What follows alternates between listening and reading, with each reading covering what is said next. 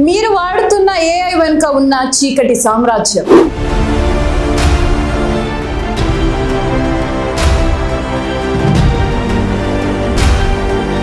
ప్రపంచాన్ని ఊపేస్తున్న latest technology artificial intelligence.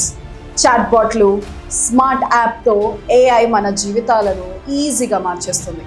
కానీ కంప్యూటర్ ఇంత నాగరికంగా మాట్లాడడం వెనుక మన దేశంలోని పల్లెటూళ్ళలో నివాసించే వేలాది మంది పేద మహిళల కన్నీళ్లు ఉన్నాయని చేదు నిజం మీకు తెలుసా? మిషన్స్కి మంచి చెడు నేర్పించే ప్రాసెస్లో ఆ మహిళలు తమ మనశ్శాంతిని ఎలా కోల్పోతున్నారు? ఏఐ స్క్రీన్ వెనుక ఉన్న ఆ చీకటి సామ్రాజ్యంపై ఏంటి?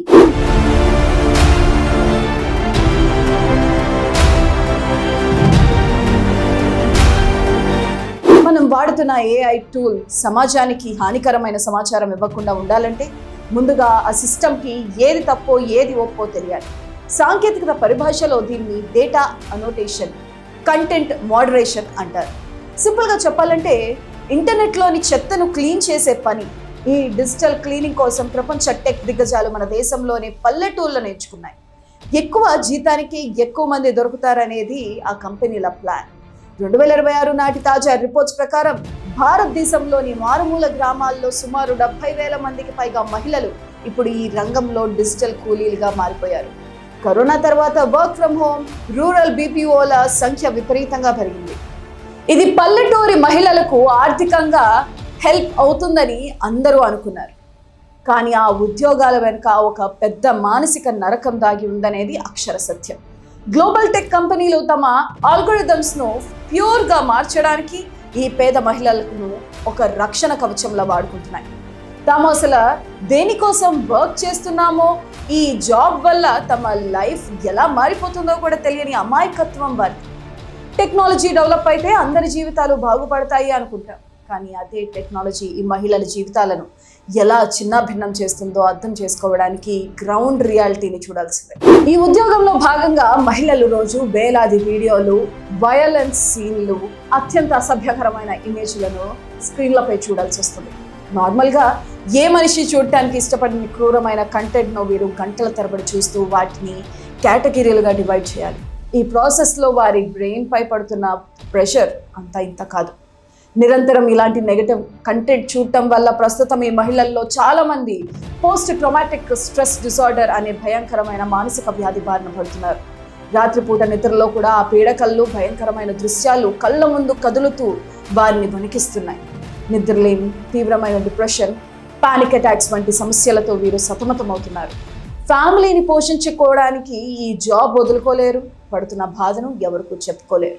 వందల కోట్ల డాలర్ల ప్రాఫిట్ సంపాదిస్తున్న గ్లోబల్ టెక్ కంపెనీలు ఈ వర్కర్ల మెంటల్ హెల్త్ గురించి కనీస బాధ్యత తీసుకోవడం లేదు. వీరికి ఎలాంటి ప్రాపర్ కౌన్సిలింగ్ కానీ, సైకియాట్రిస్ట్ సపోర్ట్ కానీ అందడం లేదు. స్టేజీలెక్కి ఎతికలియే అంటూ చెప్పే కంపెనీలు ఈ గ్రౌండ్ లెవెల్ కార్మికుల పట్ల మాత్రం కనీసం ఎతికలుగా ఉండటం లేదు. అమెరికాలోని గ్లాస్ బిల్డింగ్స్ లో కూర్చునే సాఫ్ట్వేర్ ఇంజనీర్ల కోడింగ్ ను ప్యూర్ చేయడానికి మన పల్లెటూరు మహిళలు తమ ప్రాణాలను, మనశ్శాంతిని బలిపెట్టాల్సి రావడం ఆధునిక బానిసత్వం కాక మరేం.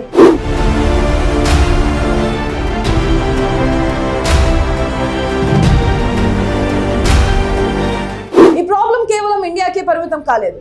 కెన్యా, ఫిలిప్పీన్స్ వంటి డెవలపింగ్ కంట్రీస్ లో కూడా ఇదే పరిస్థితి ఉంది. కానీ మన దేశంలో ఉన్న పాపులేషన్, అన్ఎంప్లాయ్మెంట్ ను టెక్ కంపెనీలు తమకు అడ్వాంటేజ్ గా తీసుకుంటున్నాయి. ఎక్కువ ఖర్చుతో ఎక్కువ డేటాను క్లీన్ చేయించుకోవచ్చనే గ్రీడీనెస్ తో రూరల్ ఏరియాలను డేటా అనోటేషన్ హబ్లుగా మారుస్తున్నాయి. మనం వాడే స్మార్ట్ ఫోన్ యాప్స్ వెనుక ఇన్ని కన్నీళ్లు ఉన్నాయని తెలిసినప్పుడు ఈ మోడర్న్ టెక్నాలజీలపై అసహ్యం కలగక మానదు. మెషిన్స్ ఇచ్చే ఆన్సర్స్ ఎంత క్లీన్గా ఉన్నాయో చూసి మురిసిపోయే ముందు ఆ క్లీన్నెస్ వెనుక ఉన్న ఈ మహిళల పెయిన్ను మనం అర్థం చేసుకోవాలి. ప్రస్తుతం గ్లోబల్ లెవెల్లో ఏఐ రెగ్యులేషన్స్ గురించి చర్చలు జరుగుతున్నాయి. కానీ ఈ డేటా కార్మికుల హక్కుల గురించి మాట్లాడేవారే కరువయ్యారు. భవిష్యత్తులో ఈ పరిస్థితి మారాలంటే ఇంటర్నేషనల్ లెవెల్లో స్ట్రాంగ్ చట్టాలు రావాలి. ఈ డేటా వర్క్లకు కేవలం శాలరీ మాత్రమే కాదు, మంచి life, mental health insurance, safe working conditions పొందే హక్కు కూడా ఉండాలి. కంపెనీలు తమ ప్రాఫిట్స్ కోసం హ్యూమన్ బ్రెయిన్స్ను మెషిన్స్కి బలి ఇవ్వడం ఆపాలి. హ్యూమన్ రైట్స్ కమిషన్లు, గవర్నమెంట్లు ఇకనైనా స్పందించి ఈ డిజిటల్ యుగంలోని చీకటి కోణాన్ని తొలగించాలి. అప్పుడే ఆర్టిఫిషియల్ ఇంటెలిజెన్స్ అనేది నిజమైన అర్థంలో హ్యూమన్ సివిలైజేషన్కు ఉపయోగపడే ఒక మంచి సాధనంగా మారుతుంది.